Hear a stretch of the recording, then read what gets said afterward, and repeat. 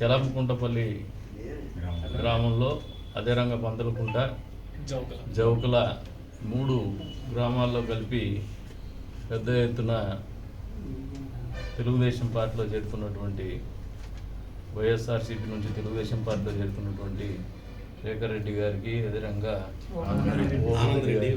ఆనందరెడ్డి గారికి, ఇంకా చాలామంది నూర్ మహమ్మద్ ఆయన నూర్ ఖాన్ గారికి దీనికి చొరవ చూపినటువంటి తెలుగుదేశం పార్టీ నాయకులు నర్సిరెడ్డి గారికి, హరి గారికి, అదేవిధంగా సోదరుడు గంగిరెడ్డి అన్న గారికి, శ్రీనివాస్ గారికి, సోదరుడు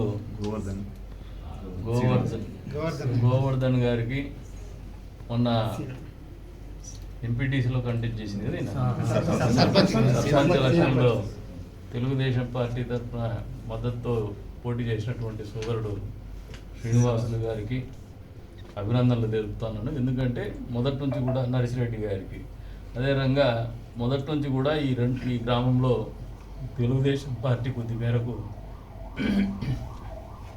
వెనకబడే ఉంది.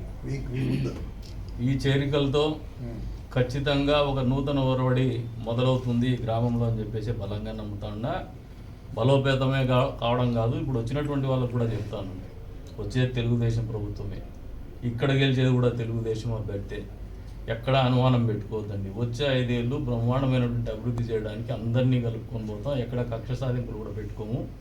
ఎందుకంటే అధికారం వచ్చినప్పుడు ప్రాంత అభివృద్ధి ఆలోచనతో ముందుకు పోతామని చెప్పేసి కూడా తెలియజేస్తాను. ఏ నమ్మకంతో అయితే ఈ రోజున మీరు అందరూ కూడా మద్దతు తెలుపుతూ తెలుగుదేశంలో పార్టీలకు చేరుతున్నారు.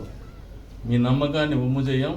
మీ గౌరవాన్ని కానీ, మీ ఆలోచనను కానీ, మీ గ్రామ అభివృద్ధిని కానీ విస్మరించమని చెప్పేసి కూడా వాళ్ళందరికీ కూడా తెలియజెప్పుకుంటూ మరొకసారి తెలుగుదేశం పార్టీలో చేరుతున్నటువంటి సందర్భంగా వాళ్ళందరికీ కూడా మనస్ఫూర్తిగా అభినందనలు తెలుపుతున్నాను. అదేవిధంగా ఈ కార్యక్రమంలో